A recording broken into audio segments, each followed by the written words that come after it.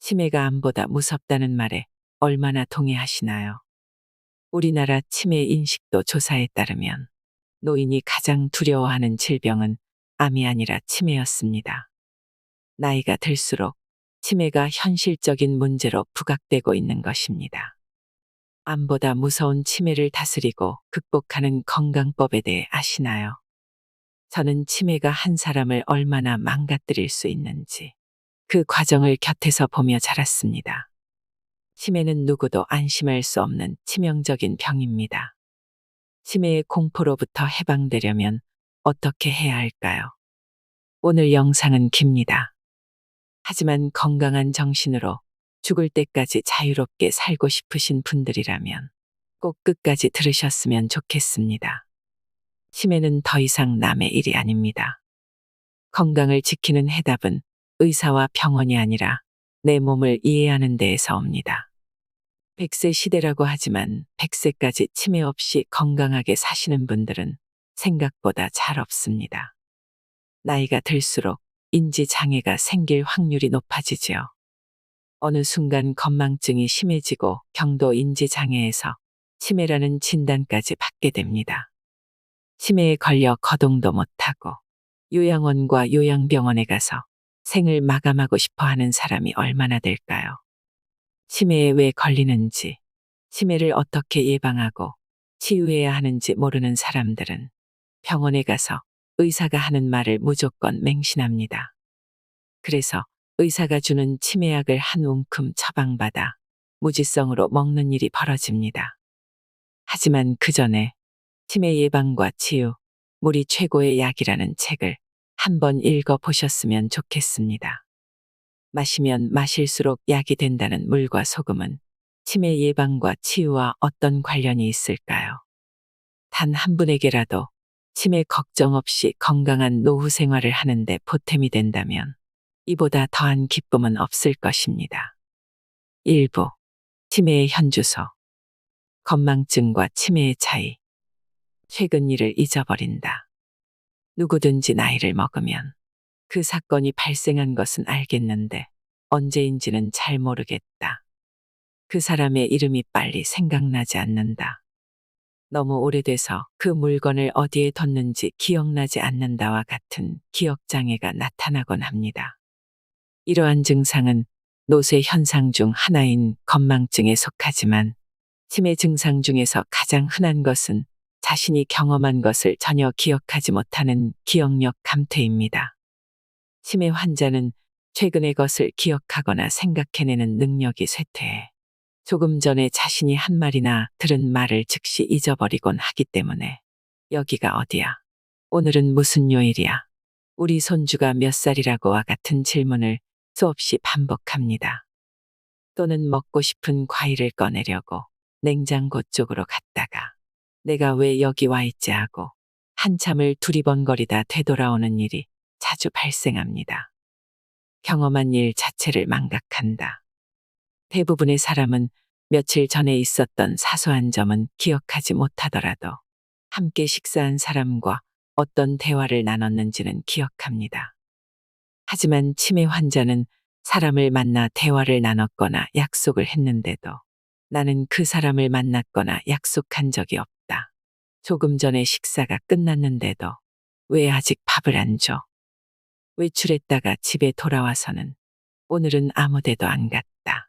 친구들과 여행을 다녀왔는데도 왜 나만 빼놓고 너희들만 갔다 왔느냐라고 말합니다.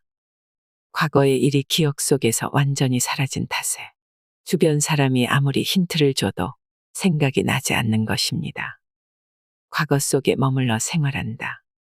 치매 환자는 최근의 일을 잊어버리고 과거의 일 위주로 기억하기 때문에 과거의 틀 속에서 생활하는 사람이 됩니다. 젊은 사람이 자신의 경험한 일을 제대로 기억하지 못하면 신경 쓰는 일이 많아서 그렇겠지 하고 이해할 수도 있지만 노인이 기억하지 못하면 치매로 오해하는 수가 많습니다. 나이에 따른 건망증과 치매의 대표적인 차이는 다음과 같습니다. 기억력에서는 건망증의 경우 힌트를 주면 아, 그래 맞아. 이제 생각이 나네 하며 대화가 이어집니다. 치매는 아무리 힌트를 줘도 난 그런 적이 없다라며 대화를 중단합니다. 경험한 일에서는 건망증의 경우 중요한 것은 기억하지만 사소한 것 중 일부를 잊어버립니다. 치매는 조금 전에 식사를 했는데도 왜 아직도 밥을 안 줘라며 밥을 달라고 재촉합니다. 잃어버린 물건의 경우 건망증은 지갑을 둔 장소가 빨리 생각나지 않아도 찾으려고 노력합니다. 치매는 지갑이 안 보이면 누군가 훔쳐갔다고 의심하거나 남의 탓으로 돌립니다. 일반인의 건망증과 치매 환자의 기억력의 차이가 있듯이 사물에 대한 인지력에도 뚜렷한 차이가 있습니다. 사람을 만났을 때의 경우 일반인은 오랜만에 친구를 만나면 반가워하면서 대화를 합니다. 치매에는 친구로 오랜만에 만나는데도 누군지 몰라 반가워하지 않습니다. 조작 능력의 경우 일반인은 리모컨 조작이 서툴러도 이리저리 조작해 봅니다. 치매는 리모컨을 손에 들고도 무엇을 사용하는 물건인지 모릅니다. 계절 날짜와 시간 감각의 경우 치매에는 계절에 맞지 않은 옷을 입거나 멋을 내는데도 관심이 없고 날짜와 시간에 대해 관심이 없습니다. 치매 환자를 대할 때 유의해야 할 점은 치매 환자가 기억하지 못하는 과거는 사실이 아니다라는 것입니다. 예를 들면 치매 환자가 돈을 빌렸는데 그 기억이 사라졌다면 전에 빌려간 돈 언제 갚을래라는 말을 들었을 때 아니 내가 무슨 돈을 빌렸다고 그러는 거야. 빌린 적이 없는데 하고 버럭 화를 내며 폭력을 행사하는 경우가 있습니다.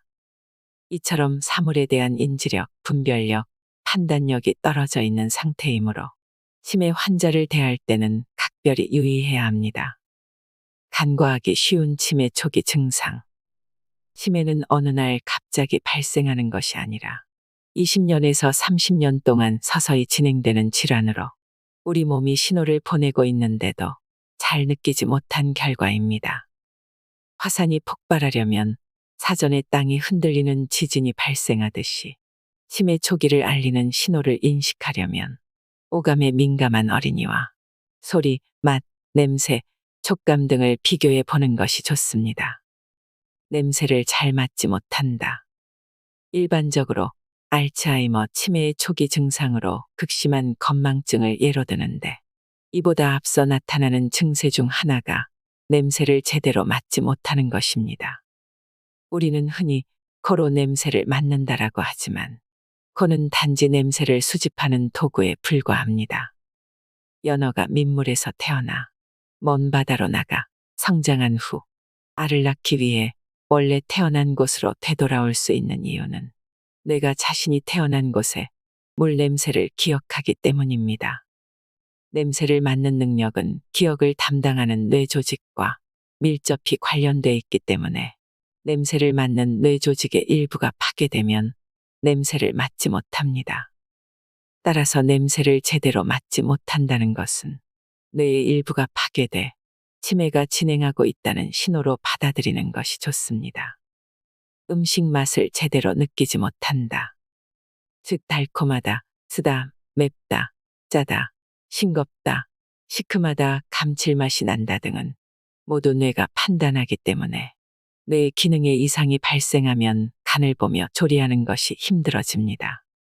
알츠하이머 치매는 주로 남성보다 여성에게 많이 나타나는 질환인데 나이 많은 가정주부가 음식을 조리할 때 지금까지와는 다르게 맛을 제대로 조절하지 못하면 치매 초기일 가능성이 있으니 주의 깊게 살펴봐야 합니다.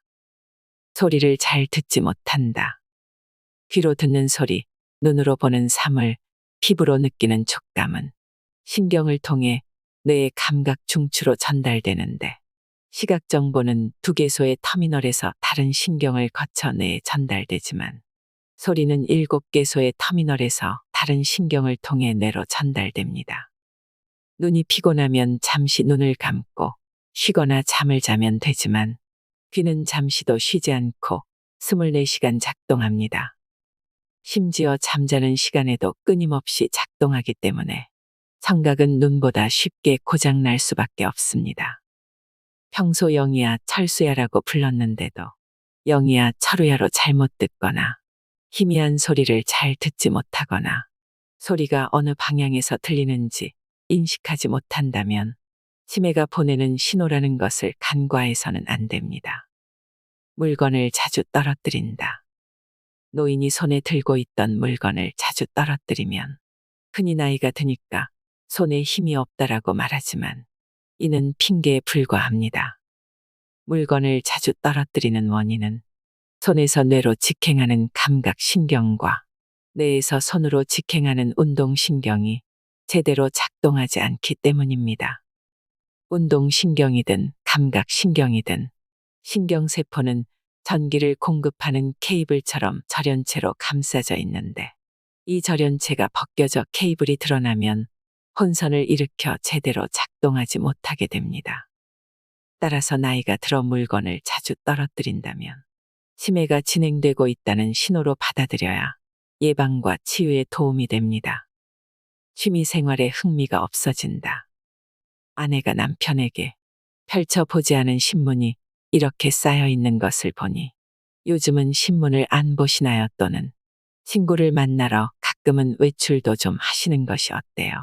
집에만 있지 말고 요즘은 외출할 때 왜 옷에 전혀 신경 쓰지 않고 아무렇게나 입고 나가세요라고 할 정도로 취미생활, 외출, 몸치장에 전혀 신경 쓰지 않는 변화가 나타나면 우울증을 떠올리기 쉽습니다. 치매 초기 증상은 우울증과 비슷하므로 주변 사람이 세심한 주의를 기울여 관찰하는 것이 예방의 지름길입니다. 순서를 잊거나 똑같은 질문을 자주 한다. 여보, 오늘은 넥타이를 매는데 왜 이렇게 시간이 오래 걸려요? 라는 말에 빨리 넥타이를 매려고 하다가 갑자기 순서가 생각나지 않는 경우가 있습니다. 순서대로 처리해야 할 일과 조금 전에 한 행동이 생각나지 않아 똑같은 동작과 질문을 계속 반복해 재차 확인합니다. 이러한 행위가 자주 반복되면 결코 가벼이 넘겨서는 안 됩니다. 보폭이 좁고 걸음걸이가 느리다. 걸음걸이와 신체의 균형을 잡는 일은 모두 뇌가 하는 일이므로 뇌의 기능에 이상이 발생하면 제대로 조절할 수 없게 된다는 점을 명심해야 합니다. 치매 환자의 뇌 속 들여다보기. 젊은 치매 환자의 뇌. 젊은 치매는 진행 속도가 매우 빠르기 때문에 갑자기 사람이 변했다라는 말을 자주 들을 수 있는데 이때 함께 보이는 이상 행동은 다음과 같습니다. 외모에 관심이 없다. 남에 대한 배려심이 없다. 어떤 일에 지나치게 집착한다. 이상한 음식만 먹으려고 한다. 물건을 마구 사들인다. 자주 화를 내거나 폭력을 행사한다. 남의 물건을 태연하게 훔치기도 한다. 감정이 둔해져 남을 동정할 줄 모른다. 똑같은 말이나 동작을 수없이 반복한다. 주변 사람이 젊은 치매 환자의 특징을 이해하지 못하면 이상한 시각으로 바라보며 자꾸 멀리하게 돼 자연스럽게 외톨이가 되는 상황이 발생합니다. 효과는 없고 부작용만 있는 치매 치료제. 일반적으로 알츠하이머 치매나 파킨슨병의 원인은 뇌의 신경세포가 파괴돼 뇌가 쪼그라들거나 역할을 제대로 수행하지 못하는 데 있습니다. 현대의학에서는 그 원인이 신경계에 작용하는 호르몬인 세로토닌, 도파민, 아세틸콜린 등과 같은 신경 전달 물질이 충분히 분비되지 않는 데 있다고 보고 이러한 물질이 강제로 분비되는 약물을 사용하고 있지만 그 효과는 아직 입증되지 않았습니다. 한 가지 분명한 사실은 신경세포끼리 만나 신호를 주고받는 이음매의 간극이 벌어지면서 100여 종류의 신경 전달 물질이 제대로 전해지지 않는다는 것입니다. 오늘날 신경 전달 물질을 증가시키는 목적을 지닌 치매 치료제로는 도네페질, 리바스티그민, 갈란타민, 메만틴이 있습니다. 이러한 치료제는 미국, 영국, 프랑스, 독일, 일본 등의 주요 선진국에서 알츠하이머 치매 증상에 사용하고 있습니다. 하지만 치매 치료제는 치매를 치료하는 것이 아니라 진행 속도를 늦추는 역할을 하고 부작용도 많이 나타난다는 것을 기억해야 합니다.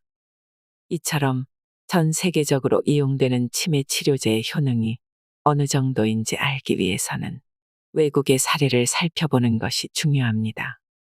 현재 우리나라에서는 의사의 처방전에 따라 약국에서 약을 조제해 받으면 약값은 보험공단이 대부분 부담하고 환자는 일부분만을 지불하도록 환자에게 유리하게 돼 있지만 영국과 프랑스의 의료제도는 한국과 매우 다릅니다.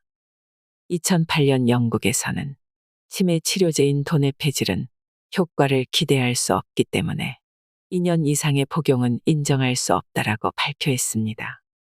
치료제를 복용할 기회를 박탈당한 환자들은 전 세계에서 치매에 효과가 있다고 인정된 도네페질이 효과가 없다니 말이 되느냐라고 반발했습니다. 영국의 의료 제도는 국영이므로 효과가 없는 치료에 돈을 낭비하는 것은 사회적으로 허용되지 않습니다. 이러한 발표는 영국 정부 스스로 치매 치료제로 처방되는 도네페질조차 효과가 없다라는 것을 인정한 셈입니다. 프랑스의 의료계는 환자가 먼저 처방 전에 약값을 100% 지불한 후 약의 효능에 따라 정부로부터 일정 비율을 되돌려 받는 상환제도를 활용하고 있습니다. 이러한 제도는 약제경제평가위원회의 권고에 따른 것으로 약의 효능을 여러 단계로 나눠 평가해 상환하는 것입니다. 약물 효과가 가장 좋은 1단계의 약은 정부와 환자가 각각 65대 35, 2단계는 30대 70, 3단계는 정부와 환자가 15대 85 비율로 부담합니다. 의사가 처방해도 효과가 입증되지 않은 약은 환자가 100% 부담하는 것입니다. 이러한 의료 제도를 운영하는 프랑스 정부는 2011년 알츠하이머 치매 치료제에 대한 정부 부담을 65%에서 15%로 변경했는데 그 이유를 다음과 같이 밝히고 있습니다. 알츠하이머 치매 약물요법은 아직도 효과가 입증되지 않았다. 네 종류의 약물요법 임상 실험에서의 평가는 길어야 6개월 정도다. 현재 약물요법 평가에 관한 데이터가 충분하지 않다. 더욱 놀라운 사실은 치매 치료제의 부작용을 줄이기 위해 처방 조건을 더욱 구체적으로 제시했는데 이때 강조된 점은 최초 치료제를 처방한 의사가 처방한 지 6개월 이후에도 계속 처방할 가치가 있는지를 재검토해야 한다라는 것입니다. 이와 더불어 1년 후에는 환자 또는 보호자, 주치의, 신경과, 정신과, 노인과 의사 등이 협력해 종합적인 평가를 할 필요가 있다라고 밝히기도 했습니다. 이처럼 치매 환자를 엄격하게 관리해온 프랑스 정부는 2018년 8월 치매 치료제의 비용을 더 이상 국가가 부담할 수 없다. 그 이유는 효과가 없을 뿐 아니라 소화기 순환기 계통의 부작용을 무시할 수 없기 때문이다라고 밝혔습니다. 2021년 6월 7일에는 미국 식품의약국 FDA의 새로운 치료제를 조건부로 승인했다는 뉴스가 전해졌습니다. 미국 제약사인 바이오젠과 일본 제약사인 에자이가 공동 개발한 치료제입니다. 2020년 3월에 실시한 임상시험 결과 성공 가능성이 없다는 중간 평가가 나와 임상시험이 중단됐다가 갑자기 조건부로 승인이 났는데 이 치료제 역시 진행을 늦추는 효과만 있는 것으로 알려졌습니다.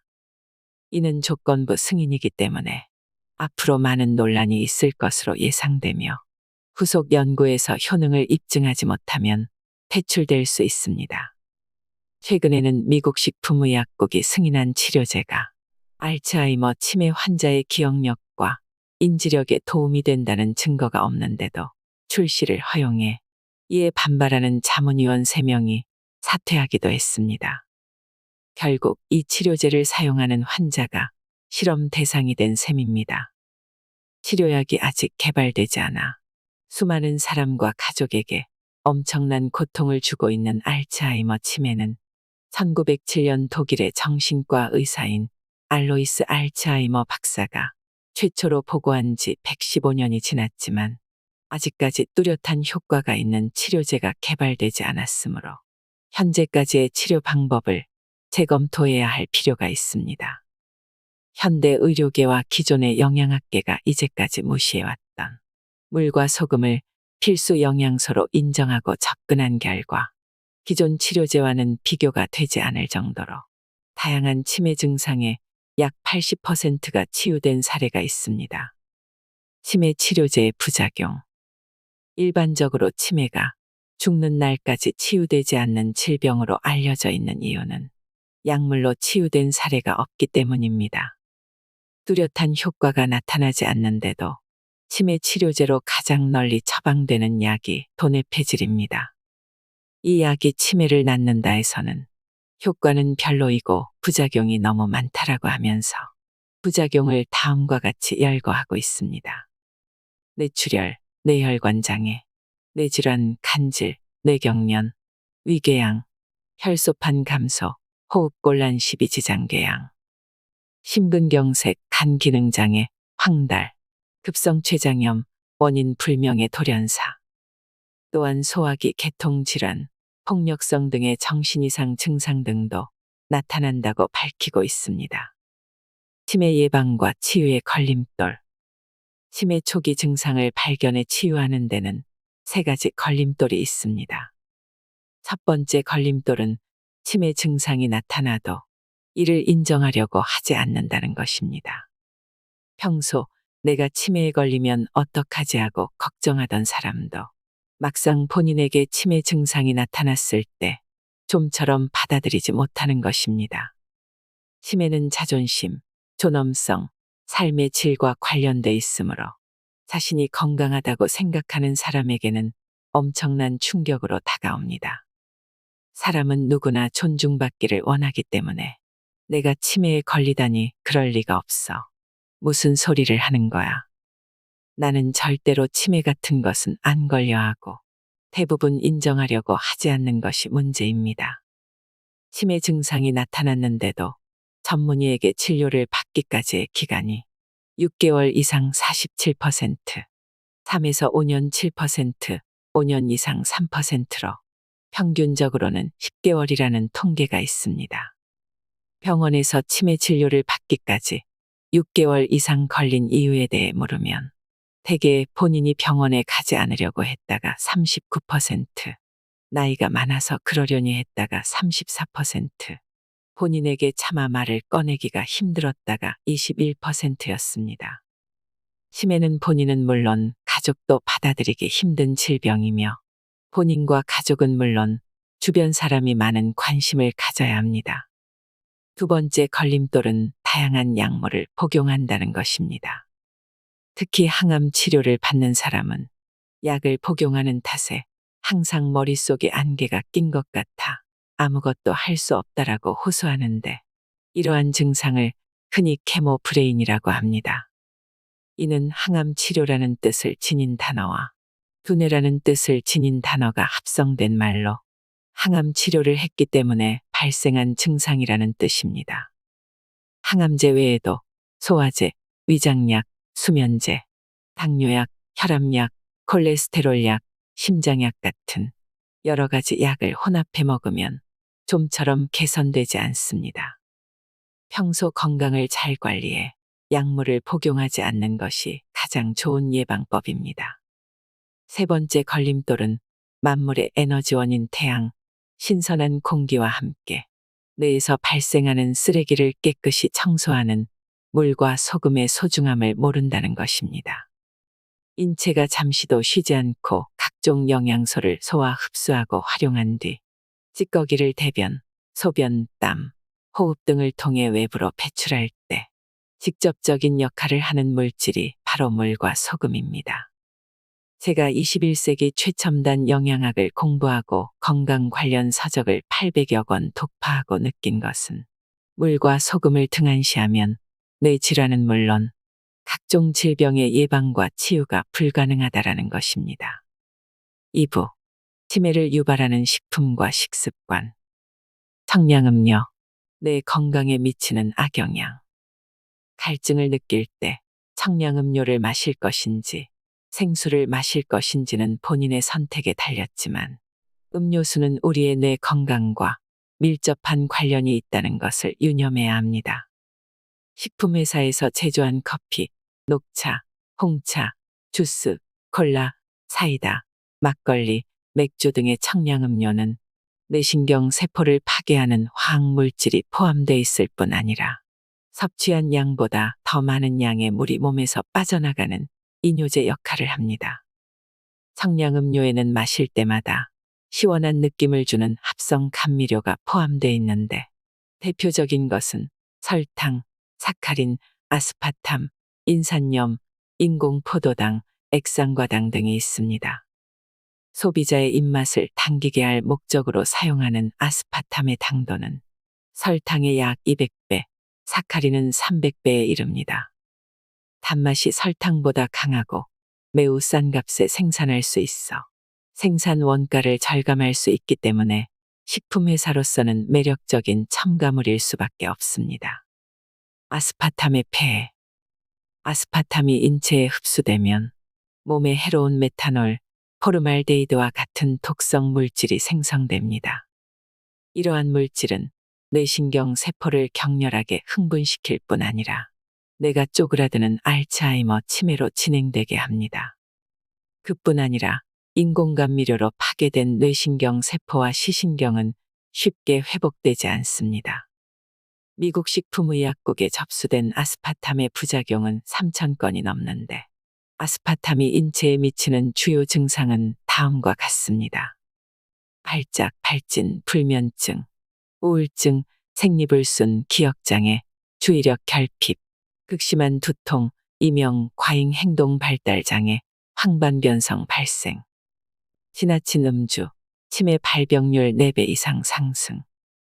평소 지나치게 술을 즐기는 사람이 알코올성 치매에 걸릴 확률이 매우 높다는 사실은 뇌신경 세포를 둘러싸고 있는 세포막의 구조를 보면 쉽게 이해할 수 있습니다. 세포막은 세포를 보호하는 담장 역할을 하는데 뇌신경 세포막을 감싸는 절연체는 다른 세포막과 달리 75% 정도가 알코올에 잘 녹는 기름 성분입니다.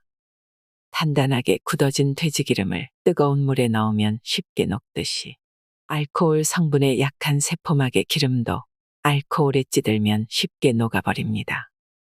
폭음을 한 사람이 어제 저녁에 술 마신 이후 필름이 끊겨 전혀 기억이 나지 않는다라는 말을 한다면 이는 기억을 담당하는 뇌신경 세포 중 일부가 알코올에 녹아 없어져 버린 것입니다. 뇌의 신경세포는 매우 소중한 곳으로 뇌에 공급되는 영양소를 비롯해 모든 물질의 유해 여부를 체크하는 검문소 역할을 하는 글리아세포가 있습니다. 술의 주성분인 알코올은 이곳을 자유롭게 통과해 뇌로 직접 들어가는 특징이 있습니다. 쉽게 말해 대기업 회장을 만나기 위해 방문한 사람이 비서실을 거치지 않고 곧장 회장실로 가는 것과 같은 이치입니다. 술, 체내 물 부족 유발. 무더운 여름철에 시원한 맥주를 단숨에 들이키면 온몸이 시원해지면서 갈증이 해소된 것처럼 느껴집니다. 하지만 맥주는 다른 술과 마찬가지로 산성 물질이자 이뇨제 역할을 하는 음료수이므로 마시면 마실수록 우리 몸의 수분을 빼앗아가기 때문에 치매 예방 차원에서는 권할 만한 음료가 아닙니다. 우리가 술을 많이 마신 다음 날 아침 극심한 갈증을 느끼며 머리가 깨질 듯이 아픈 것은 우리 몸에 수분이 부족해졌다는 증거입니다. 맥주 10병을 마시면 11병 정도의 수분이 몸에서 빠져나간 것입니다. 숙취로 머리가 아플 때는 물을 마셔야 하는데 대부분의 사람은 약국으로 달려가 진통제를 사 먹습니다. 그렇다고 해서 모든 문제가 해결되는 것은 아닙니다.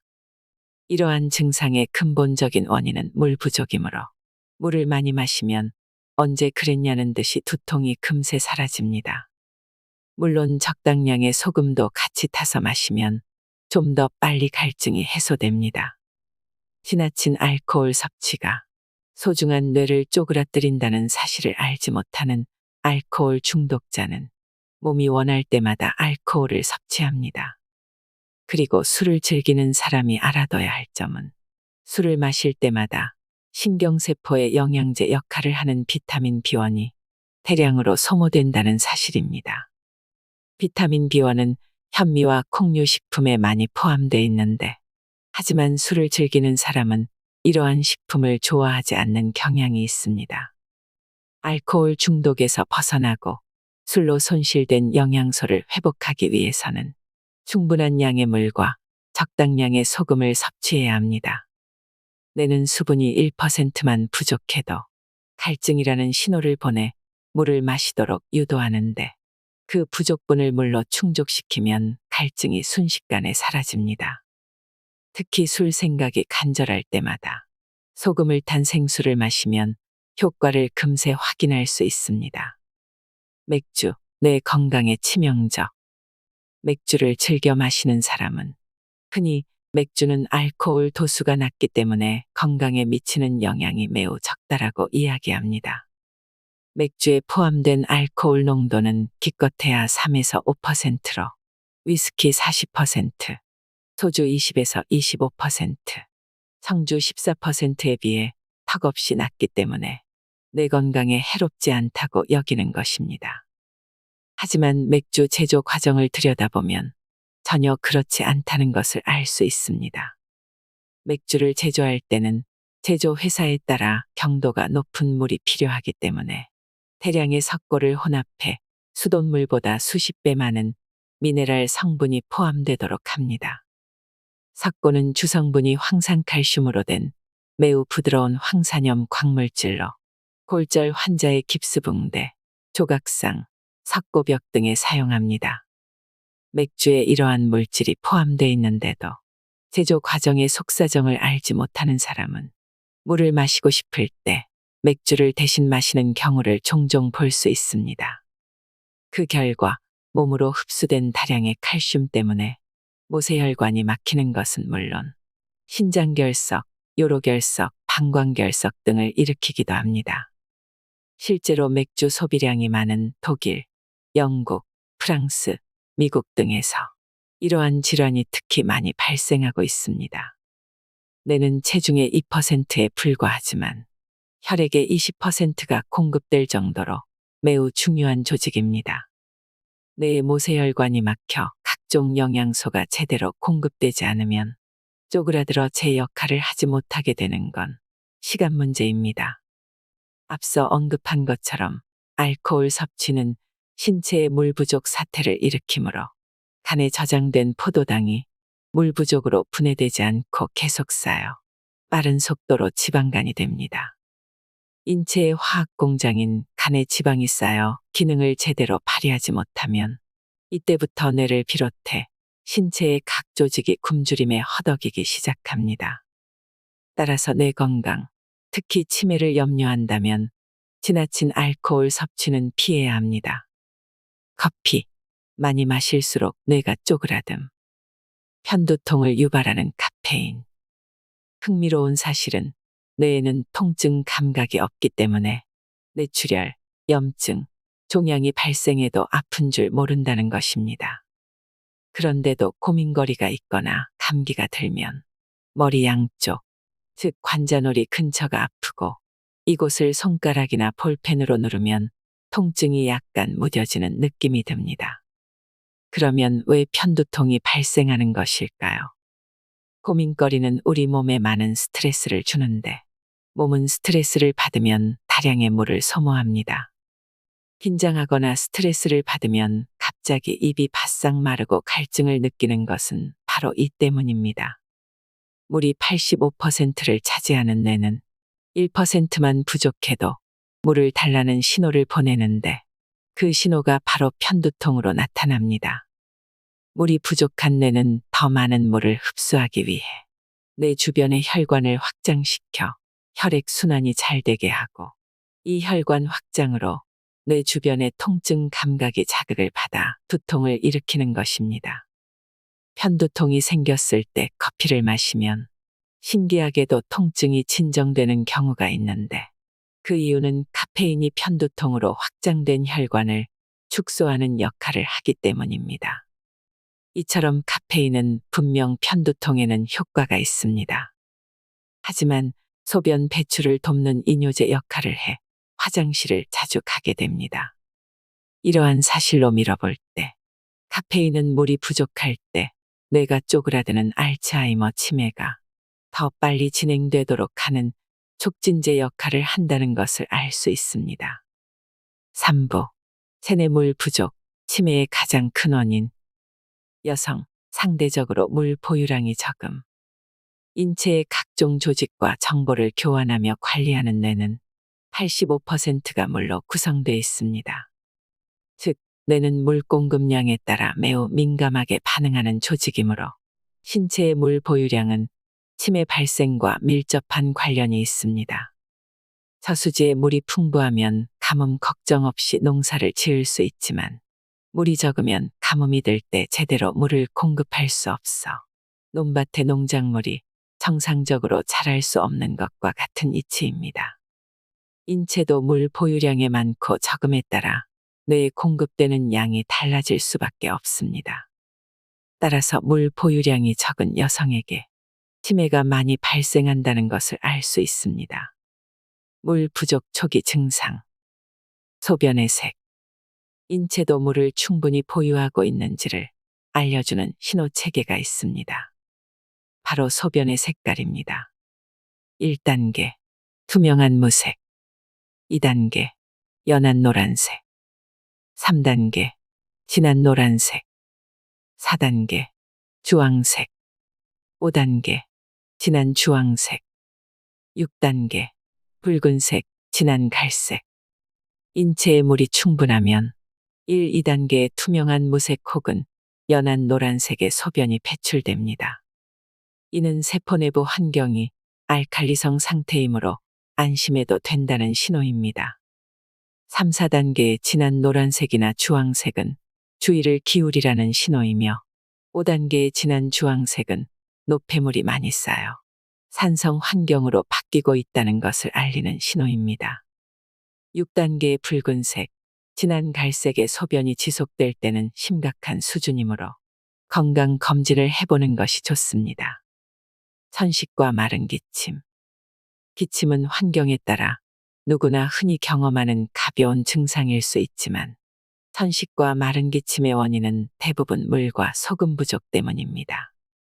평생 약을 먹어야 하는 것으로 알려져 있는 노인의 천식과 마른 기침을 이해하기 위해서는 약간의 지식이 필요합니다.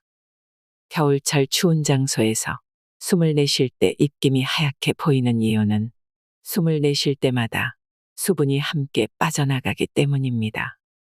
폐와 기관지는 잠시도 쉬지 않고 신선한 공기를 들이쉬고 노폐물의 일종인 이산화탄소를 수분과 함께 내뱉는 조직이므로 물이 조금이라도 부족하면 매우 민감하게 반응합니다. 폐와 기관지에 뚜렷한 증상이 없는데도 천식과 마른 기침이 끊이지 않는 이유는 물 부족으로 히스타민이 과잉 분비돼 기관지가 경련을 일으키면서 수축되기 때문인데 현대의학은 천식과 마른 기침을 항히스타민제 또는 기관지 확장제와 같은 약으로 해결하려고 합니다. 노인에게 발생한 천식은 물 부족 때문에 발생한 것이므로 물과 소금만 제대로 섭취하면 이러한 증상은 자연스럽게 없어집니다. 천식으로 고생하는 80대 노인에게 천식에는 충분한 양의 물과 적당량의 소금을 섭취하면 좋아진다라는 정보를 알려드렸더니 현대의학으로 생산한 약으로도 치유되지 않는 천식이 어떻게 물과 소금으로 치유될 수 있느냐라고 강하게 반발했습니다. 차분하게 이치를 설명하자 못 이기는 척하며 식물성 식품 위주로 식생활을 바꾸고 실행한 결과 지금은 매우 열정적으로 천식 환자에게 물과 소금의 가치를 알리고 있습니다. 물 부족이 정신 건강에 미치는 영향. 공연한 분노와 짜증. 최근에는 자녀가 짜증을 잘 낸다면서 정신과 의사에게 데리고 가는 부모를 종종 볼 수 있습니다. 툭하면 짜증을 내는 어린이를 보면 대부분 온종일 과자 등의 가공식품, 청량음료를 입에 달고 사는 경우가 많습니다. 이런 경우에는 자녀가 하루에 청량음료 대신 물을 몇 잔이나 마시고 있는지부터 점검해야 합니다.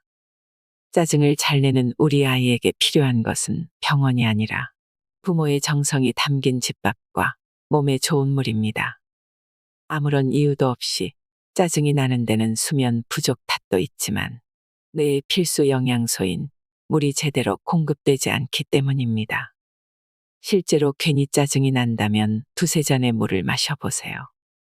언제 그랬냐는 듯이 냉정을 되찾고 진정되는 것을 경험할 수 있습니다.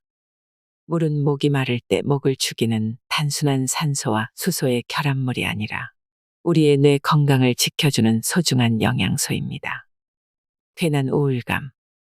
우울감은 햇볕과도 관련이 있어 장마철에 비 오는 날이 오래 지속되거나 좋지 않은 소식이나 결과로 누구에게나 나타나는 일시적인 감정이라고 하지만 최근 물 부족과도 밀접한 관련이 있다는 것이 밝혀졌습니다. 주스, 술, 카페인이 포함된 청량음료는 인체가 필요로 하는 알칼리성 물질이 아닌 산성 물질이기 때문에 뇌에서 발생한 쓰레기를 깨끗이 씻어내기는커녕 쓰레기 발생을 부추깁니다. 인체의 쓰레기인 산성 물질을 깨끗이 씻어내는 물이 부족하면 약한 알칼리성을 유지해야 하는 뇌세포 내부에 산성 계통의 쓰레기가 가득 찹니다. 뇌는 원래 산성 환경을 아주 싫어하므로 어떻게 해서든 적합하지 않은 환경에서 벗어나려고 물을 달라는 신호를 보냅니다. 사무실이나 집안의 거실이 제대로 청소가 안 돼 조금만 지저분해도 기분이 좋지 않은데 하물며 뇌 속의 쓰레기가 여기저기 쌓이게 되면 기분이 좋을 리가 없습니다. 우리는 날마다 좋지 않은 결과나 소식으로 가득 찬 환경에서 스트레스를 받으며 살아가고 있습니다. 이러한 환경에서 우울감이 생기지 않게 하려면 목이 마르지 않더라도 의식적으로 하루에 9잔 이상의 물과 적당량의 소금을 꾸준히 섭취해야 합니다. 우울감이 들 때마다 생수를 두세 잔 단숨에 들이키면 언제 그랬냐는 듯이 갑자기 기분이 상쾌해진다는 것을 느낄 수 있습니다. 백문이 불여일견이므로 지금 당장 실천해 보실 것을 권합니다. 치매를 유발하는 위험한 저염 식습관. 신체의 모든 정보를 컨트롤하는 뇌는 85%가 물입니다.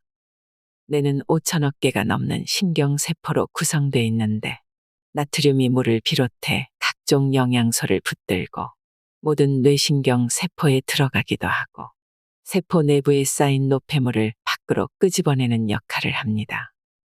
즉, 자석이 쇠붙이를 끌어당기듯이 나트륨이 각종 영양소를 끌어당겨 세포 속으로 들어갔다가 나올 때는 노폐물을 붙들고 나오는 것입니다. 뇌를 안전하게 보호하는 뇌척수에게도 나트륨이 0.9% 포함되어 있으므로 뇌는 소금물에 둥둥 떠 있다 해도 과언이 아닙니다. 소금은 불순물을 흡착하는 성질이 있어 뇌에 발생한 각종 쓰레기에 해당하는 노폐물을 흡착해 배출시키는 역할을 하고 있습니다. 또한 뇌척수액도 뇌에서 허리까지 뻗어있는 척수까지 순환하며 영양을 공급하고 노폐물을 흡수 배출하는 역할을 하므로 치매 예방과 치유에 매우 중요합니다. 소금을 섭취할 때 주의해야 할 점은 공업용으로 생산돼 미네랄이 완전히 제거된 정제염, 정제염의 화학조미료를 혼합한 맛소금, 약간의 천일염의 정제염을 혼합해 제조한 제제염, 미네랄이 매우 적은 외국산 소금이나 암염은 건강에 도움이 되지 않는다는 것입니다. 바닷물 오염으로 천일염도 걱정된다면 섭씨 800에서 1300도 이상의 고온으로 구워 대부분의 오염 물질이 제거된 죽염을 섭취하는 것이 좋습니다.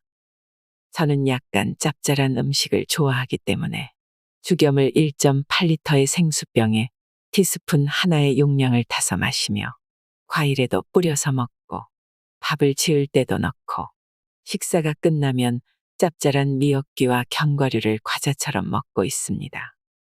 이처럼 평소 모든 음식을 짜게 먹는데도 2021년 건강검진의 혈압은 127에 68mmHg에 머물러 있습니다. 나이로 봐서는 160에 90mm HG가 정상인데도 20대 청년의 혈압을 유지하고 있으며 나이가 들어도 기억력이 쇠퇴하지 않고 있습니다.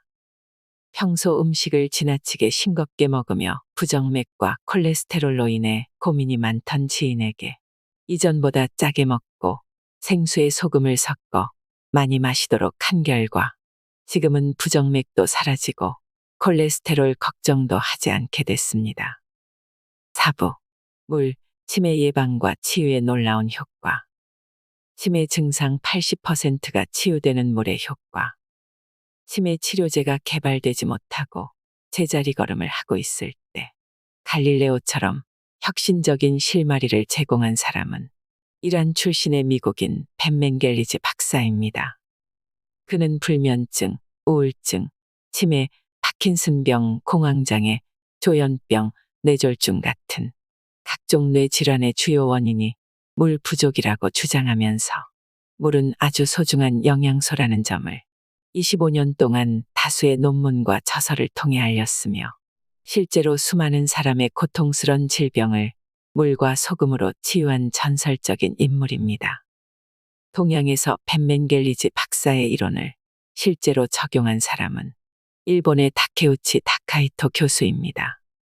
그는 치매 환자의 수많은 증상 중 약 80% 정도는 물과 운동만으로도 치유되는데 좀처럼 개선되지 않는 경우는 신경안정제, 수면제, 항우울증약, 항불안약, 항간질약을 복용하는 사람들이다라고 하면서 그 구체적인 내용을 책으로 발표했습니다. 이 책은 일본 국사이 의료복지대학의 교재 중 한 권으로 2012년부터 2015년까지 160명을 대상으로 실시한 다량의 물과 운동요법으로 치매 환자의 증상 76.3%가 치유된 통계와 사례가 수록돼 있습니다. 저자인 다케우치 교수는 1983년부터 현재까지 40년 가까이 물과 운동만으로 치매 환자를 치유할 뿐 아니라 기저귀를 없애는 요양원 만들기에 앞장서고 있는 의사로도 알려져 있습니다. 그의 노력으로 현재 일본에는 기저귀를 사용하지 않는 노인 요양원이 전국 각지에 수십 군데 있으며 계속 늘어나고 있는 추세입니다. 다케우치 교수의 저서에 수록된 흥미로운 사례들을 소개합니다. 변비가 심한 62세의 B씨는 요양원을 온종일 돌아다니는 버릇이 있었다. 밤에도 잠을 자지 않고 돌아다닌 탓에 낮에 걷다가 쓰러지기도 하고 밤에는 화장실이 아닌 곳에서 볼일을 보곤 해서 주변 사람이 몹시 힘들어했다. 그래서 요양원 직원들이 항정신병 약을 중단하고 이분은 변비가 있으므로 상황을 지켜보면서 물 마시는 양을 1.8리터, 2리터, 2.5리터, 3리터로 늘리는 것이 좋겠다라고 하면서 이를 실행에 옮긴 결과 다양한 치매 증상이 없어졌다. 79세의 D씨는 알츠하이머 치매로 환각 증상이 심해 평소 옷장 위에 사람이 앉아 있다라고 하면서 이 사람이 오르내리기 쉽게 서랍을 빼서 계단을 만들어주고 식사를 챙겨주고 잠도 잘하고 이불까지 펴주곤 했다. 때로는 모내기를 해서 허리가 아프니 파스와 진통제를 달라고 떼를 쓰기도 했고 사람이 찾아오는 것이 싫다며 날씨가 무더워도 창문을 꽉 닫아두고 목욕도 하지 않았다. 이러한 환자에게 물 섭취량을 2리터로 증가시키고 걷기 운동을 꾸준히 실시한 결과 모든 증상이 사라졌다. 선망, 물이 최고의 명약. 치매 환자에게 발생하는 선망은 주로 밤에 갑자기 나타나는 정신 상태로 안절부절 못하고 초조해하거나 잠을 자지 않고 소리를 지르기도 하며 환각, 환청, 떨림, 공격적인 행동을 하는 증상을 말합니다. 앞서 언급한 다케우치 교수는 병원에서는 선망의 원인을 조사하기 위해 환자의 혈액 검사, 소변 검사, 영상 촬영 등을 하지만 원인을 밝혀내지 못했다. 평소와 달리 이상한 행동을 하는 선망은 주로 밤에 나타난다는 점에서 실마리를 찾아야 한다라고 말하면서 사람은 하루에 1.5에서 2리터 이상의 물이 필요한데 선망이 발생한 환자 대부분의 수분 섭취량을 조사해보면 750ml밖에 되지 않았다. 이런 사람은 아침과 점심에는 식사를 통해 어느 정도 수분을 섭취해 얌전해졌지만 낮에 활동으로 흘린 땀과 배출된 소변의 양만큼 수분을 제대로 보충하지 않아 물이 부족한 뇌가 밤에 갑자기 흥분하기 때문이다라고 밝혔습니다. 또한 낮에는 식사를 하거나 차를 마시기도 해 어느 정도 수분을 섭취하는 반면 밤이 되면 수분을 전혀 섭취하지 않기 때문에 뇌가 오작동을 일으킨 결과다. 이런 현상은 하루에 최저 1.5리터 이상의 물을 마시게 하면 사람에 따라 2, 3일 이내로 사라진다라고 말했습니다. 물, 뇌의 필수 에너지원. 치매의 약 76%를 차지하는 알츠하이머 치매는 주로 뇌신경 세포가 파괴돼 뇌가 쪼그라드는 질환으로 알려져 있습니다. 이는 탱글탱글한 포도알이 수분 증발로 쪼그라들어 건포도가 되는 것과 같은 이치라고 생각합니다. 수분이 증발해 볼품없는 건포도를 물에 담가두면 다시 팽창하며 탱글탱글해집니다. 건포도뿐 아니라 음력 정월 대보름에 먹는 고사리, 말린 가지, 무시래기, 버섯, 오이고지, 호박고지 등도 조리하기 전에 물에 담가두면 햇볕에 말리기 이전의 모습으로 되살아납니다. 수분 부족으로 쪼그라든 인간의 뇌도 물이 충분히 공급되면 원래의 상태로 회복돼 제대로 작동되는 것은 당연한 이치입니다. 단 조건이 있습니다. 물은 칼로리가 없지만 뇌에 필요한 에너지를 생산하는 데 도움을 주고 천연소금은 몸에 필요한 모든 미네랄이 포함된 종합미네랄 영양제 역할을 한다는 것을 인정하고 섭취할 때만 가능합니다. 물을 마셨을 때 물이 가장 먼저 공급되는 곳은 뇌입니다. 뇌는 전신의 각종 조직과 정보를 교환하며 기능을 조절하는 가장 중요한 기관이기 때문에 물을 1순위로 공급받습니다. 인체의 모든 조직이 활동하는 데는 에너지가 필요한데 뇌는 다른 조직보다 더 많은 에너지와 물이 필요합니다. 이러한 이유로 뇌에는 물을 보관해 뒀다가 필요할 때마다 언제든지 공급하는 물주머니가 따로 있습니다. 그것은 바로 뇌를 감싸고 머리에서 허리까지 내려간 척수를 따라 순환하는 뇌척수액입니다. 약 1%의 염분이 포함된 뇌척수액이 조금이라도 부족해지면 사람은 쉽게 피로를 느낍니다. 피곤할 때 약간의 소금을 탄 생수를 2~3잔 정도 마시면 2시간 정도는 기운이 나며 활발하게 활동할 수 있습니다. 이는 물이 체내의 세포 속으로 흡수될 때 전기를 일으켜 뇌에 에너지를 공급한다는 좋은 증거입니다. 신경을 많이 쓰거나 오랜 시간 공부를 해서 피곤할 때 직접 체험해보면 쉽게 알 수 있습니다. 하루에 필요한 물의 양. 인체의 소화기관에서 분비되는 소화에게 필요한 물의 양은 하루에 적어도 약 7리터입니다. 입안에서 침으로 1.5리터, 위장에서 소화액으로 2리터, 간에서 담즙 생산으로 0.5리터, 췌장에서 소화액으로 1.5리터, 소장에서 장액으로 1.5리터 정도 분비되는데 이들의 원재료는 모두 물입니다. 소화기관은 다량의 액체가 분비된 후 재흡수돼 활용되고 있으므로 땀과 소변으로 배출되는 양을 계산하면 적어도 1.5에서 2리터 이상의 물을 마셔야 한다는 것을 알 수 있습니다. 물과 소금 부족으로 발생하는 첫 번째 신호는 밤에 잠을 잘 때 장단지에 쥐가 나는 마비 증상이 나타나며 두 번째 신호는 소화기 개통에서 나타납니다. 주된 증상은 속이 더부룩한 소화불량, 속쓰림, 가슴 통증, 역류성 식도염, 위염, 위궤양, 위암, 췌장염, 췌장암, 대장염, 대장암, 변비, 치질 등으로 나타납니다. 이러한 질환이 모두 물과 소금 부족 때문에 나타나는 것으로 알려지면서 그 중요성이 새롭게 인식되기 시작했습니다. 물 제대로 마시는 법. 상온의 물을 마신다. 누구나 목이 마를 때는 을에 시원한 물이나 음료수로 목을 축이기를 원합니다. 무더운 날씨나 몸에서 열이 날 때 시원한 물을 마시면 상쾌한 느낌이 들기 때문입니다.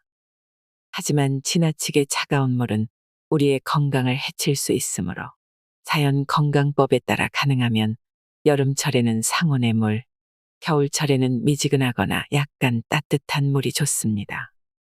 건강한 사람의 체온은 평균 섭씨 36.5에서 37도인 반면 냉장고 속 물의 온도는 보통 4, 5도 정도이므로 체온과는 32도 차이가 납니다.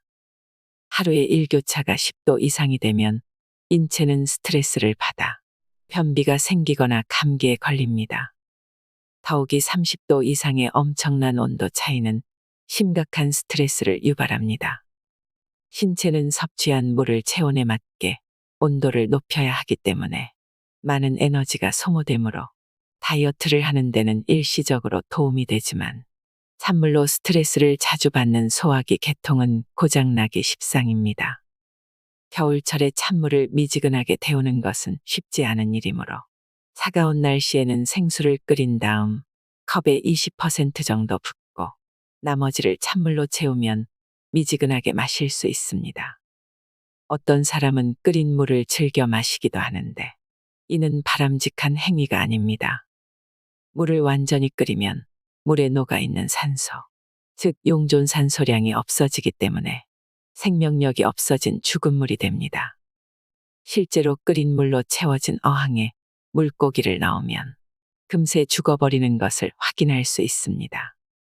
가능하면 체온에 가까운 미지근한 물을 마시는 것이 자연의 법칙에 따르는 자연 건강법입니다.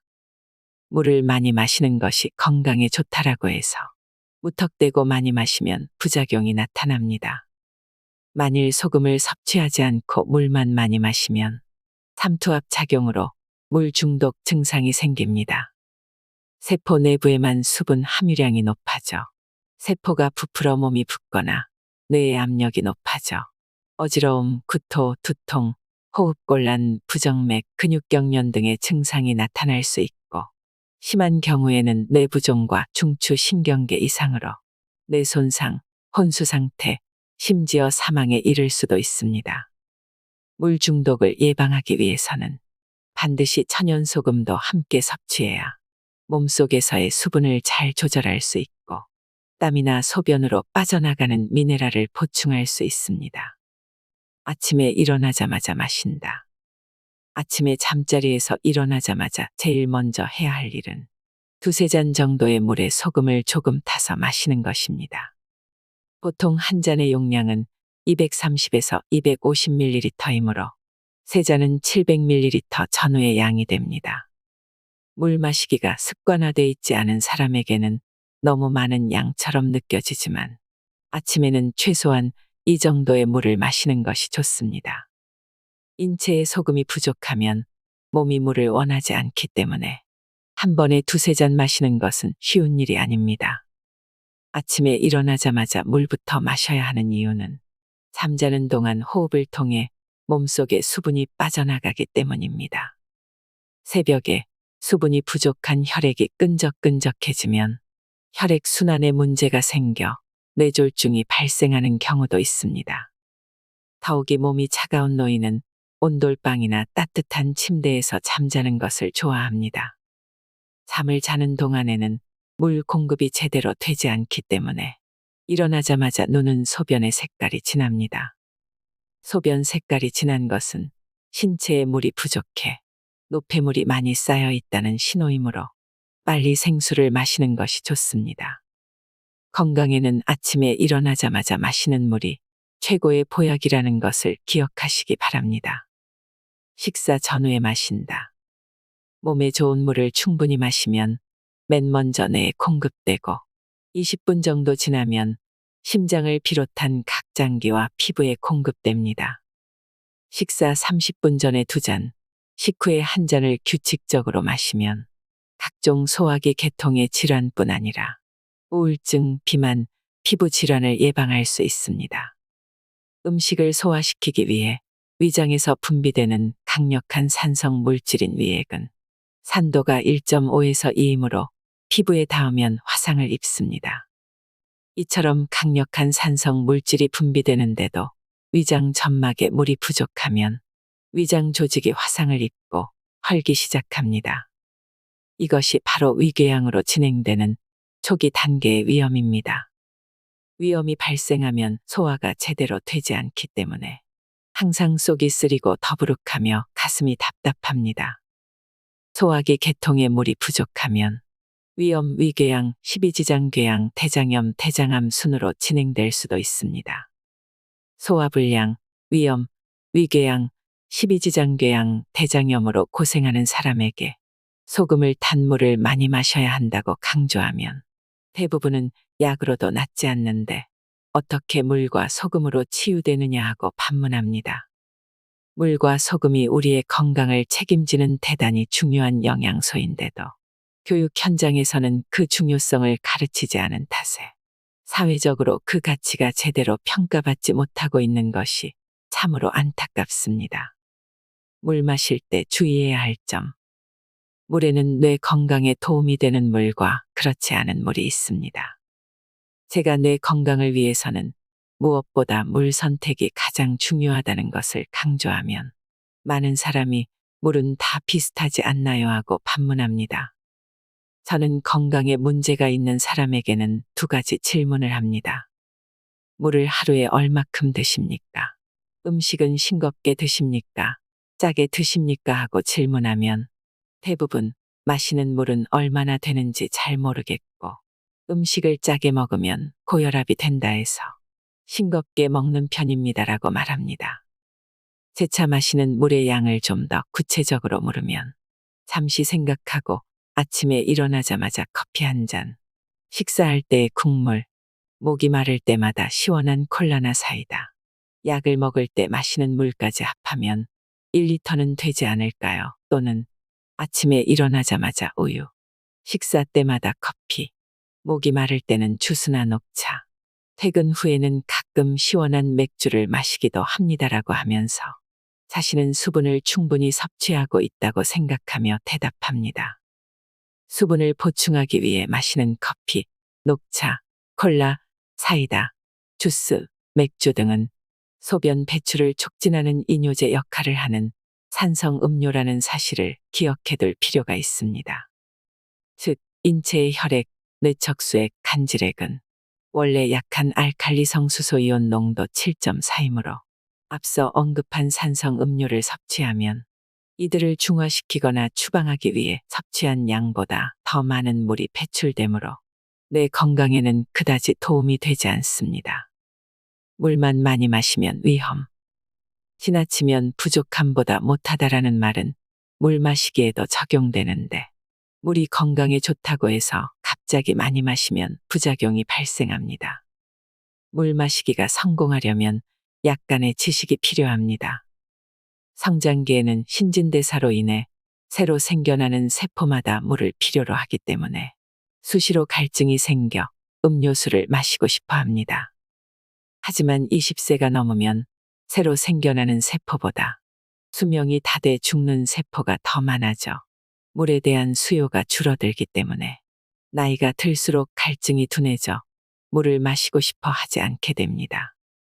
인간의 몸에는 낙타처럼 물 저장고가 없기 때문에 규칙적으로 물을 마시지 않으면 언제든지 물 부족이 되기 쉽습니다. 생리적인 현상을 무시하고 평소 음식을 싱겁게 먹는 사람이 물이 건강에 좋은 역할을 한다고 해서 맹물을 많이 마시거나 가공음료 등을 마시면 몸속에 물 부족 현상이 더욱 심해져 깨진 독의 물붓기 현상이 나타납니다. 사회적으로 소금에 대한 잘못된 편견.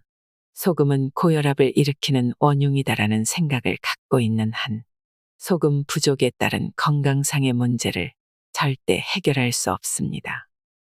소금을 지나치게 많이 섭취해도 문제지만 음식을 지나치게 싱겁게 먹으면 나이가 들수록 더 많은 문제를 일으키게 된다는 것을 깨달아야 합니다. 전혀 가공하지 않은 천연소금에는 인체에 필요한 나트륨, 칼륨, 칼슘, 염소, 마그네슘 같은 다양한 미네랄이 모두 포함되어 있습니다. 이처럼 미네랄이 많이 포함된 소금을 무시하고 맹물만 많이 마시면 특히 세포 안팎의 수분 균형이 무너져 전하트륨증이라는 부작용이 발생하고 심하면 목숨까지 잃게 됩니다. 소금과 함께 마셔야 하는 이유. 다시 한번 강조하지만 갑자기 많은 양의 물을 마실 때 소금 섭취를 소홀히 해서는 안 됩니다. 세포 외부의 물, 즉 세포와 세포 사이의 간질액은 나트륨이 붙들어주는 역할을 하며 세포 내부의 물은 칼륨이 붙들어줘야 균형을 유지하기 때문입니다. 시중에서 판매하는 소금은 크게 인체에 필요한 모든 미네랄이 포함된 천연소금, 공업용 소금으로 생산된 정제염으로 나눌 수 있습니다. 세포 안팎의 물 보유량은 나트륨과 칼륨의 균형에 따라 조정되므로 미네랄이 무엇보다 중요합니다. 정제염은 나트륨과 염소만 남기고 칼륨을 비롯해 모든 미네랄이 완벽하게 제거돼 건강에 도움이 되기는커녕 오히려 건강을 해치기 때문에 소금 선택이 무엇보다 중요합니다. 소금이라고 해서 모두 건강에 좋은 것이 아니라는 점을 기억해야 합니다. 소금을 섭취할 때 가능하면 외국에서 수입한 소금보다 국내에서 생산한 볶은 천일염이나 죽염을 선택하는 것이 좋습니다. 우리나라에서 생산한 천일염은 제일 비싸기로 소문난 프랑스의 소금보다 더 많은 미네랄이 포함되어 있어서 외국으로 수출하고 있습니다. 요즘은 천연소금인 천일염도 바닷물 오염으로 공해 물질이 포함되어 있다는 뉴스가 보도되면서 저는 주로 음식에는 볶은 천일염, 마시는 물에는 죽염을 혼합해 섭취하고 있습니다. 죽염은 독소 물질이 제거된 알칼리성이므로 다량인 10에서 30g 섭취해도 부작용이 없습니다. 미국 하버드 대학교와 중국의 유명 기관에서도 죽염과 관련된 세미나 및 논문 발표가 잇따르고 있습니다. 국내에서는 죽염을 논문의 주제로 삼아 박사 학위를 수여받은 학자도 여럿 있을 정도로 안전성이 보장된 소금입니다.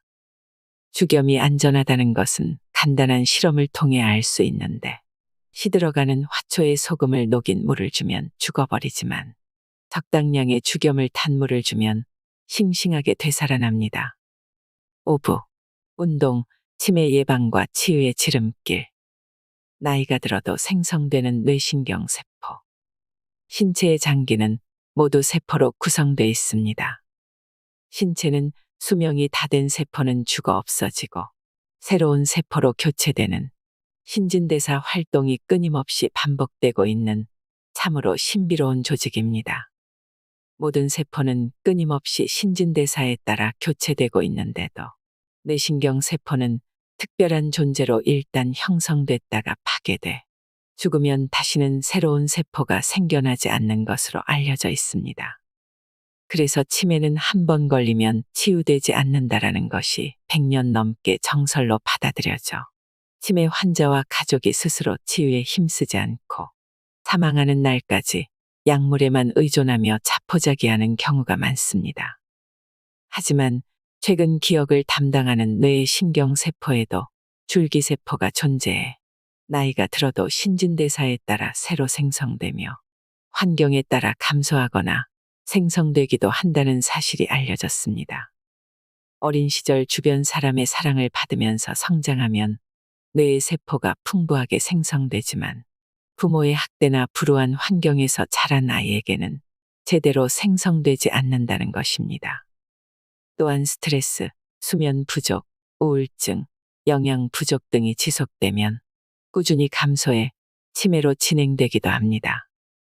의학 전문지에는 뇌신경 세포는 꾸준히 운동을 하면 노인이 돼도 여전히 생성된다는 스페인 마드리드 대학교의 연구 결과가 실렸습니다. 연구팀은 불의의 사고로 사망한 43에서 87세의 13명의 뇌를 적출해 해마를 조사했더니 87세 노인의 뇌에서도 계속 성장 중인 뇌신경 세포가 발견됐다라고 밝혔습니다. 이제까지는 뇌신경 세포가 어린 시절에 형성되기 시작해 성인이 되면 더는 생성되지 않는다라는 것이 정설이었는데 마드리드 대학교 연구팀이 기존의 정설을 뒤엎은 것입니다. 따라서 기존의 학설을 믿고 치료제에만 의존할 것이 아니라 운동을 하면 재생된다는 희망을 갖고 열심히 몸을 움직이는 것이 무엇보다 중요합니다. 책, 소리내 읽기. 외국어를 공부할 때 소리내 읽으면 단어가 빨리 외워지는 경험을 한 적이 있을 겁니다. 한글로 된 글을 읽을 때도 눈으로 읽는 것보다는 소리내 읽으면 전체 내용을 제대로 파악할 수 있는데 그 이유는 낭독할 때 주의력이 높아지면서 읽다가 빠뜨릴 수 있는 문장도 지나치지 않고 기억할 수 있기 때문입니다. 또한 주의를 집중해 소리내 읽으면 눈으로 보고 성대를 울려서 입으로 소리를 내고 귀로 듣고 뇌로 전달되는 과정에서 뇌 전체의 신경세포가 활발하게 작용하므로 치매 예방과 치유에 도움이 됩니다.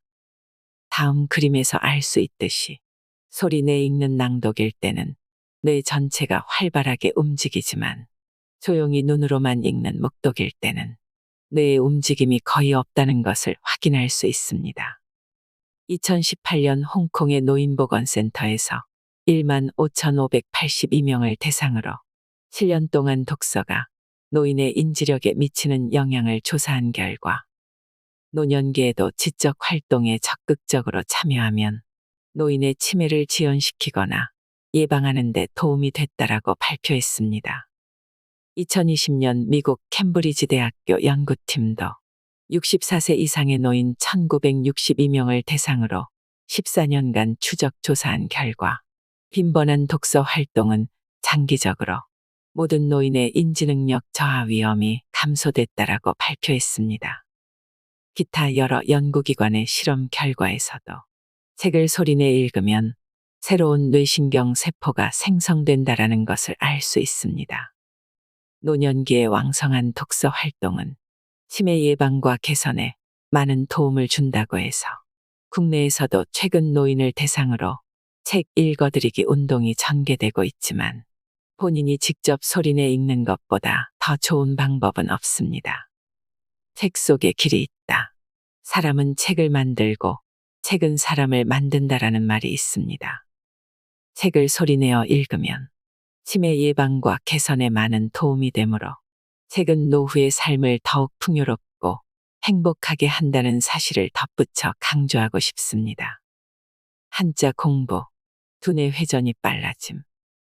두뇌 회전이 10배 이상 빨라지는 한자를 다시 한번 공부하는 것도 치매 예방을 위한 바람직한 방법 중 하나입니다. 맨발 걷기 운동. 대부분의 사람은 운동은 건강에 좋은 것이다라고 여기며 짬이 나면 열심히 운동을 하고 있지만 모든 운동이 내 건강에 좋은 것은 아닙니다. 강도 높은 운동은 활성산소를 많이 발생시켜 오히려 뇌 건강을 해칩니다. 치매 예방과 치유에 가장 좋은 것은 걷기 운동입니다. 걷기 운동을 꾸준히 실천해 장수한 인물로는 1995년 104세로 사망한 로즈 케네디 여사를 들 수 있습니다. 로즈 여사는 미국의 제35대 대통령 존 케네디의 어머니로 평생 매일 6.4에서 8km를 걸은 것으로 유명합니다. 걷기 운동을 하면 뇌신경 세포가 새로 생성된다는 사실이 미국 일리노이 대학교 저스틴 로즈 박사 연구팀의 실험으로 밝혀졌습니다. 이 연구팀이 생활 습관과 환경이 다른 쥐를 4그룹으로 나눠 실험한 결과 운동을 많이 한 그룹은 가만히 앉아 있던 그룹에 비해 기억을 담당하는 해마에 새로운 신경세포가 2배 가까이 많다는 것을 발견했습니다. 이러한 사실에 고무된 연구팀은 120명의 연로한 남녀를 2그룹으로 나눠 한 그룹은 걷기 운동을 하고 다른 그룹은 스트레칭을 시행했습니다. 결과는 걷기 운동을 한 그룹은 1년 동안 해마가 커진 반면 스트레칭을 한 그룹은 뇌의 부피가 정상적으로 작아졌고 인지능력 검사에서도 뒤처졌습니다. 걷기 운동을 할 때는 가능하면 맨발을 권합니다. 맨발로 걸으면 특히 치매 예방과 치유에 도움이 되는데 발가락 끝부분에 분포되어 있는 신경이 뇌신경과 직결돼 있어 뇌를 자극하기 때문입니다. 이러한 학설을 뒷받침하는 사례로는 2019년 11월 12일 케이블 방송에 보도된 95세 맨발 엄마를 들 수 있습니다. 경북 봉화군 명오면에 사시는 이 할머니가 치매 걱정 없이 건강하게 생활하는 모습을 확인하려면 인터넷 검색창에 95세 맨발 엄마를 입력하면 됩니다. 맨발 걷기는 코로나19 예방과 치유에도 뚜렷한 효과가 있는데 인터넷 검색창에 맨발 걷기, 코로나 예방 치유에 효과 있다를 입력하면 2021년 5월 11일 동아일보의 기사를 볼 수 있습니다. 그 내용은 다음과 같습니다. 이라크 바스라 대학교 의과대학 교수인 하이더 압둘 라디프 무사는 2020년 5월부터 11월까지 코로나19에 감염된 32세에서 88세의 환자 59명을 대상으로 접지 효과를 실험했다.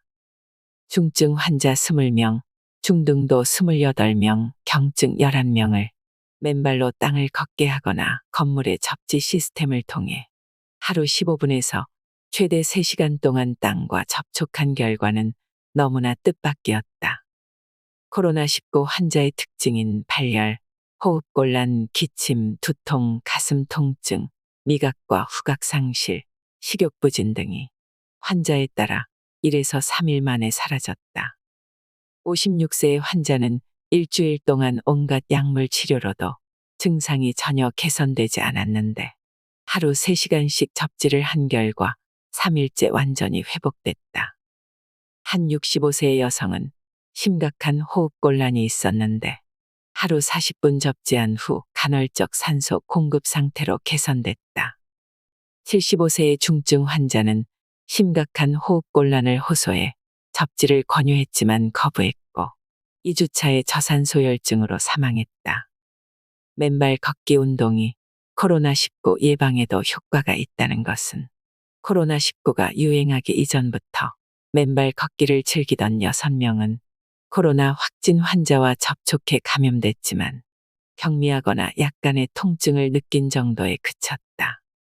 반면 이들 가족은 모두 심각하게 감염됐다라는 신문 기사로도 확인할 수 있습니다.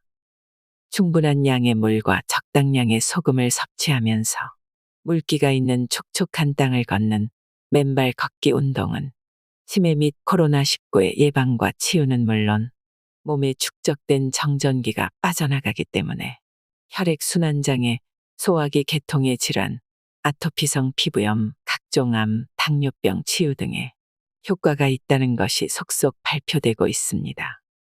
몸의 정전기가 빠져나가는 맨발 걷기가 건강에 좋다는 것을 확인한 저는 날씨가 좋으면 아내와 함께 매일 90분 정도 걷기 운동을 하고 가능하면 30분 정도는 촉촉한 땅을 맨발로 걷습니다.